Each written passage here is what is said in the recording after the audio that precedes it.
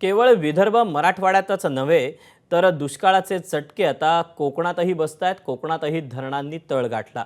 रायगडच्या अलिबाग तालुक्यातील उमटे धरणाची पाणी पातळी तळाला गेली। त्यामुळे धरण क्षेत्रातील 47 गावं आणि 33 आदिवासी वाड्यांवर भीषण पाणी टंचाईचं संकट ओढावलं।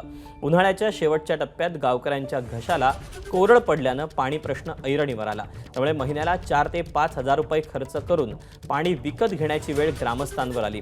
धरणाच्या तळातील सातेला गाळ उपसा करण्यासाठी उमटे धरण संघर्ष समितीकडून सातत्यानं पाठपुरावा करण्यात आला। मात्र अद्यापही गाळ उपसा न झाल्यानं धरणातील पाणी साठ्यात मोठी कमतरता भासू लागली।